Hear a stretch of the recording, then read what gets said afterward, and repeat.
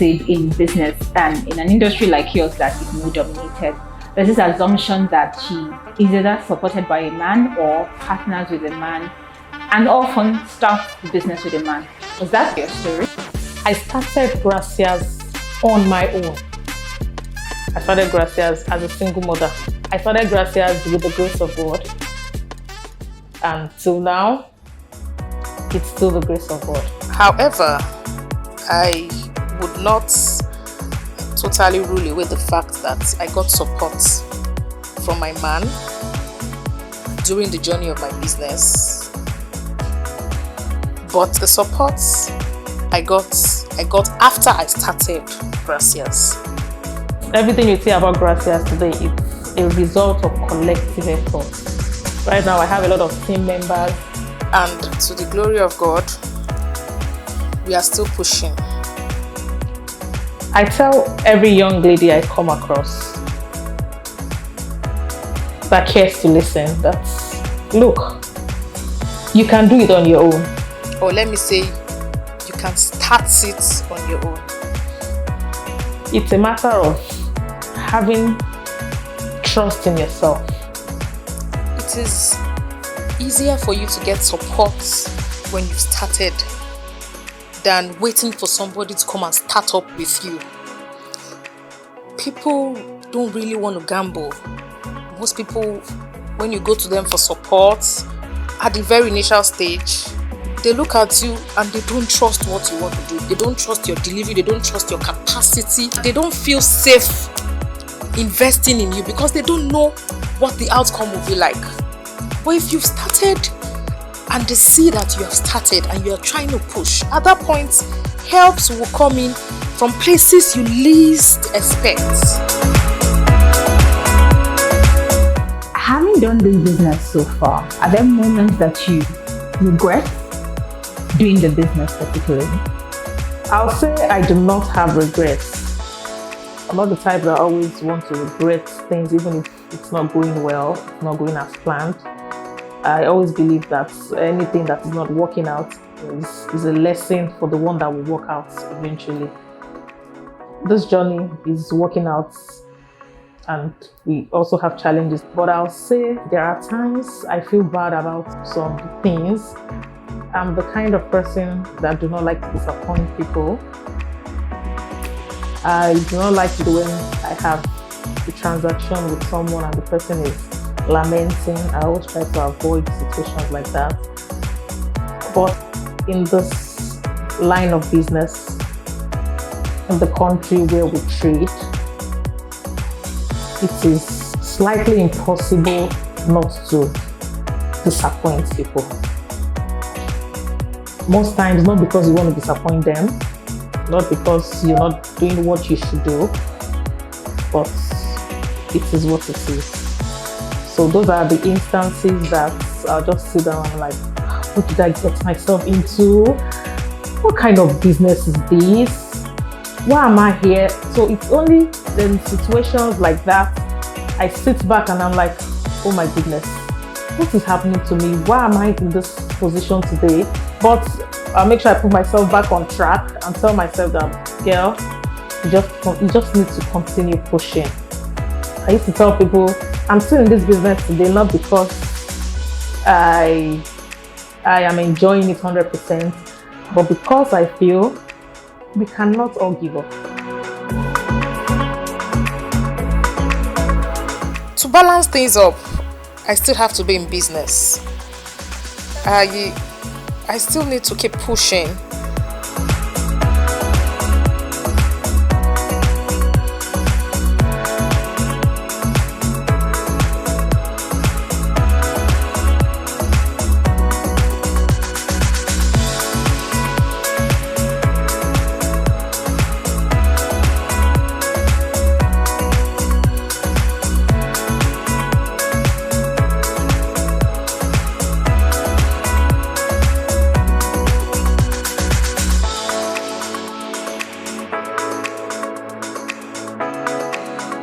Most of our clients are abroad.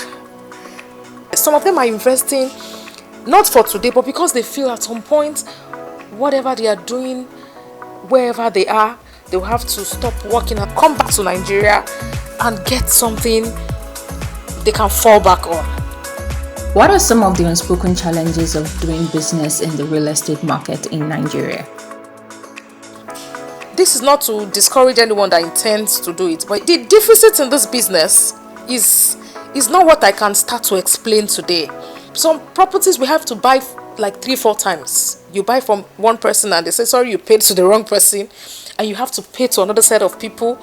You know, some you don't even get to use. Some you are being chased away from the entire property. You cannot even use it. It is a lot, but let's leave that for another day. Do you experience or face intimidations as a young CEO? I encounter situations where people try to intimidate me, but I never get intimidated. The regular intimidation I face is on disputes. In fact, in most cases, when we have disputes on properties, maybe when we go for meetings to resolve issues, I get into the meeting and they look at me like, when is your madam coming? I'll just sit and say, sorry, I'm the madam. They look at me like, are you the one that so you know, some people want to even go physical, because when they see me, they're like, is it this small girl?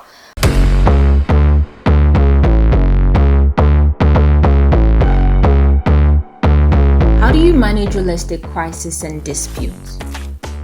One of the gifts that God gave me is the ability to manage people and to manage situations, because I believe whatever dispute we have today on any property, the property in question has been existing before I was giving birth to, and try as much as possible to see how I can manage things. A lot of young children want to be doctors, lawyers, and they choose all these professional careers. For you, did you always know that you were going to go into business? I always had the zeal to get multiple streams of income. This is because I do not like begging people for money.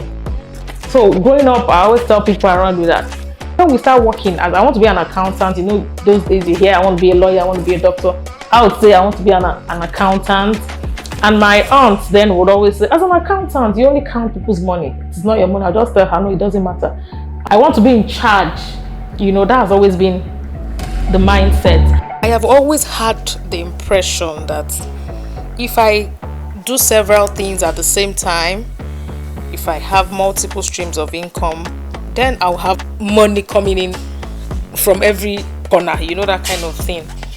And yes, it's still me today. I can say I am a serial entrepreneur.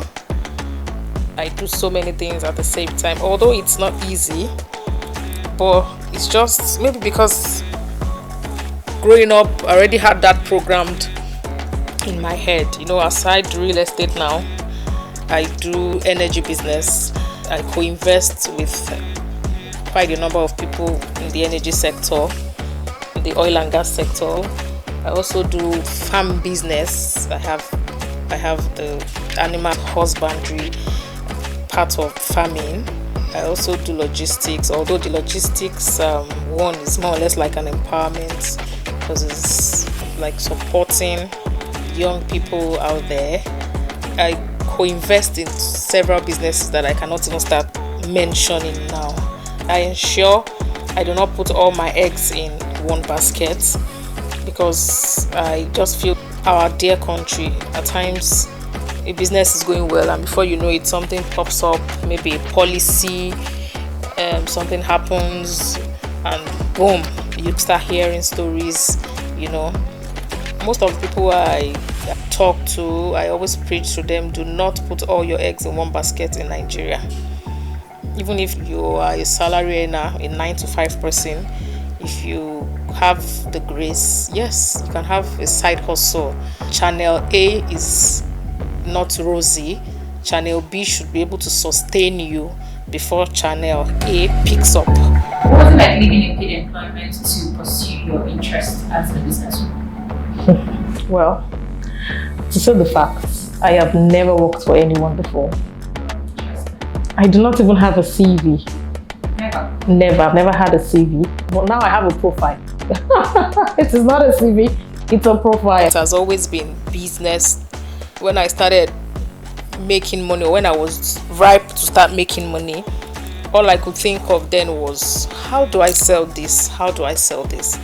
I never had any reason to say I want to put an application up anywhere to look for a job. So I think I'm not just wired that way. I'm not just wired that way. It's not just in my system. It's not just in me. Yeah. So I have never worked for anyone. So I did not leave any paid employment to start business. It has always been business right from time.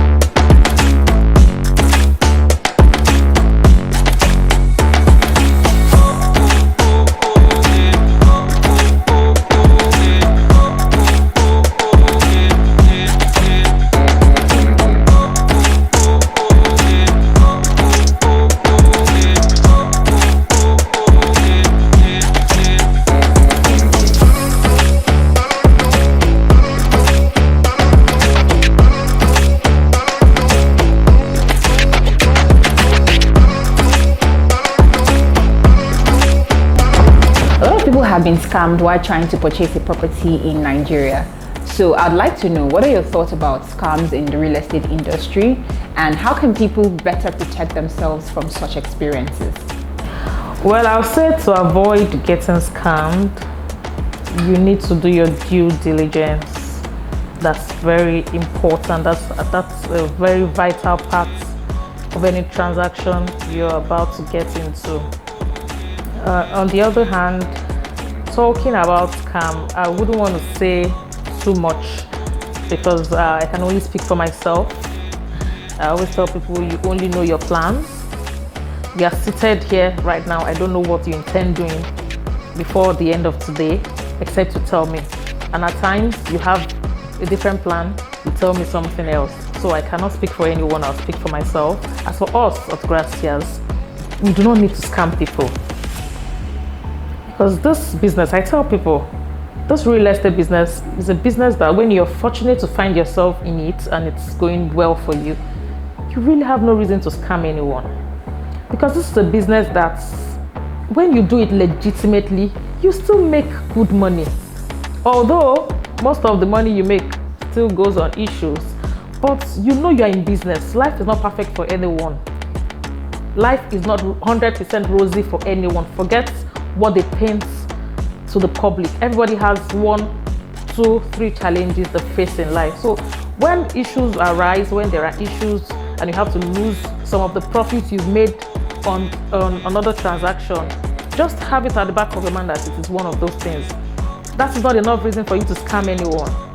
You do it legitimately, you still make your money, you attain a particular level in the society that I feel you don't want to run away. Because what's the end of scam? Is it not to abscond? You hide. You become an outcast, kind of. I don't think it's worth it.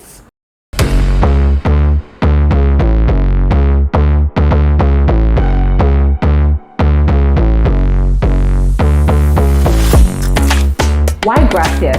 What inspired you to choose the name Gracias? If you are conversant with my post on Instagram or any social media platform, you observe that I say a lot of thank you. And when I want to say thank you, I go as far as saying a very big thank you. I always like to say thank you. It's part of me.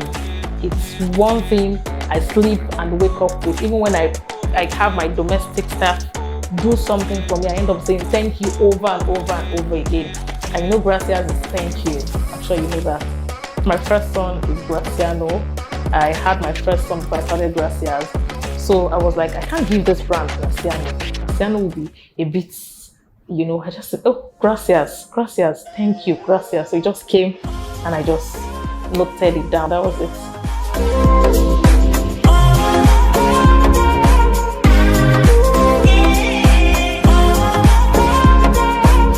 say that becoming a mother influenced or inspired you to create the juvenile investments package? I'll say yes, because every mother has the interests of children at heart. And one good thing about property investments in particular, it goes beyond you.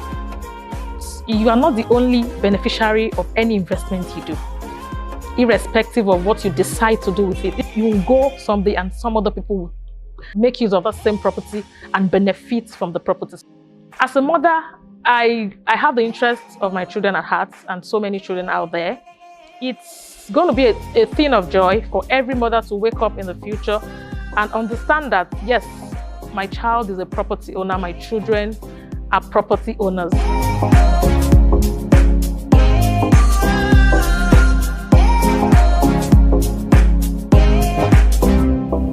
You would agree with me that we run business in a dynamic environment. We have to face the native owners, some government policies. It is what it is. But we thank God for the grace to carry on.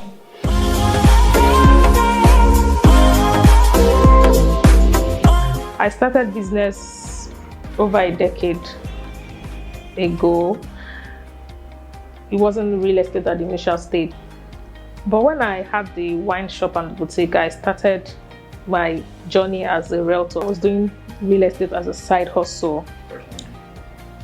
Prior to this, I've always been a speculator in the sense that when I get any money, I go as far in depth of Ikorodu to buy plots of land. The journey of my real estate agency started when a woman approached me in GT Bank, and she said, there's this property firm that has houses for sale. I said, how much? She said, one was selling for maybe 30-something million. I said, hey madam, where do you want me to see that kind of money from? 30-something million to buy a house? That one is much. So she was trying to market to her, and I said, okay ma, I will call you later. So I took her number and I was like, madam, I don't have 30-something million to give you now, but if I bring people to buy, how many people would I bring to put up 30-something million? I had that one, I realized, okay, if I bring A, if I bring B, if I bring C, I'll be able to put all these commissions together and acquire this property. I gave myself a target. I started pushing. I was looking for people to buy, The aim was not to do it as a long-term thing. I wanted to buy that property. I couldn't afford it, and I felt, okay, I can, I tried. I was unable to save up the amount to acquire that property. On that note, I already had the agency zeal on my head, so I continued. At that point, I now got other property briefs. I started marketing several properties. At the initial stage, it was not rosy. It was not rosy. At a point, in my wine shop, a man, I always say this story because it's a very emotional one to me. A man came in to my store. He brought a big car. Somebody held his bag. His driver was there. So I said, this one a correct person. I approached, advertised this property to him. The property was in Ikoyi then, yes. And the man was like, hey, he was not talking to his PA. Was it his PA or his driver? Hey, look at this small girl. Who will buy this kind of property from you? Even if I want to buy the likes of XYZ, was now giving big names.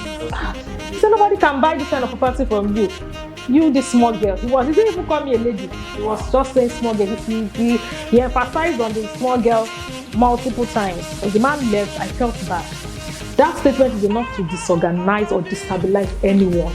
I kept pushing and I sold that property eventually, and a very tangible amount of money on that property. When I wanted to start my real estate journey as a developer, I did not discuss it with anyone. I left the house. I was still living in Magodo. I left the house. I was in an apartment on the island for a while. I was on my own thinking of how to do it. At that point, I knew that anybody I told that I want to be a developer would look at me and say, developer bawo, ikojaye. Do you understand? Because I was expecting that kind of statement from people, I didn't bother discussing with anyone. I just took on to the journey myself. Hard work is tough. Poverty is tough as well. I'm just going to seize this medium to encourage you to not give up on yourself. Keep pushing.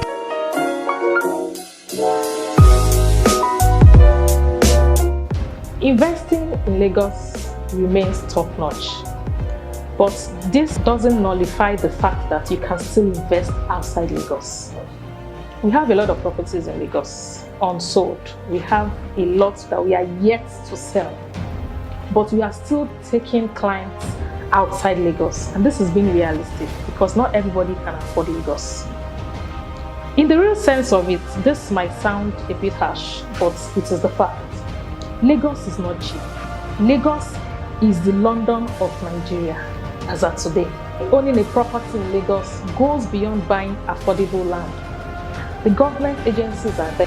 States outside Lagos, they also have all these things, but it is not the way it is in Lagos. So let's use London in the United Kingdom as an instance here. Not everybody can afford to live in London. Not everybody can afford to own a property in London. But neighboring boroughs are currently benefiting from the appreciation of London. And that is the same way neighboring states will definitely benefit from the real estate value of Lagos State. It is okay to invest in Lagos. Of course, we are encouraging you to do that as well. But we are still telling you that we can invest outside Lagos and still get the returns on your investment. It's the direction I want people to start looking towards now.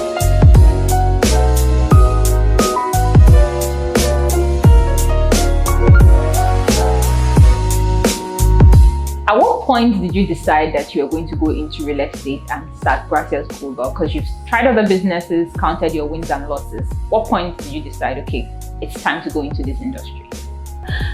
I just woke up that day and I said, come, I need to. Before then, I used to be an independent realtor. Then they used to call us agents.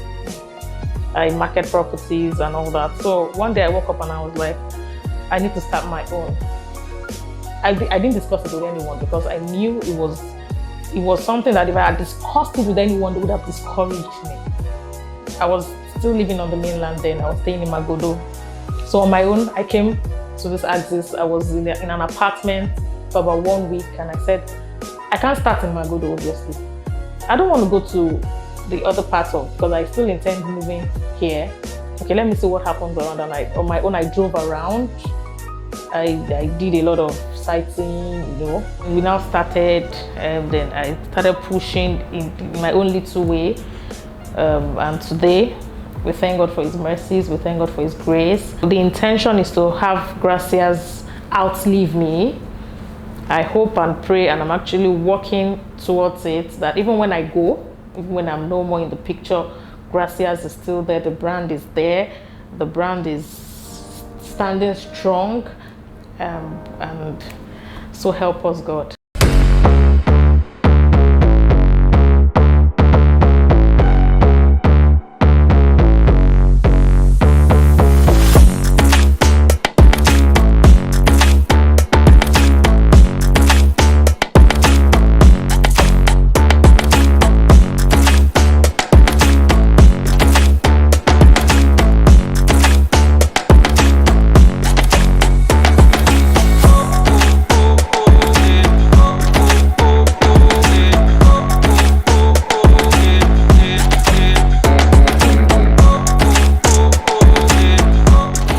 Business has its unique challenges.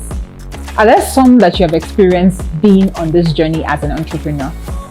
Yes, I'll say it's challenging, and these are challenges that in most situations they are unforeseen circumstances. There are things you do not anticipate, but they happen. Challenges in the real estate sector is known to we as developers and also clients. Challenges are glaring, yet the expectations are high. But the most important thing is you ensuring that you do the right thing even when nobody's watching. Because even though we have challenges, we shouldn't hide under the facts that we have challenges and do the wrong thing. It's not everything that is challenging. It's not the entire business that has issues. It's not every property we buy that has issues. It's not every property we get on that has disputes. So it will not stop us, and by God's grace, it won't ruin us. That's my prayer. I just pray whatever challenge we face is something that we can manage and still move on. Though we shouldn't encounter the one that will ruin us. That has always been my prayer, and that's my wish.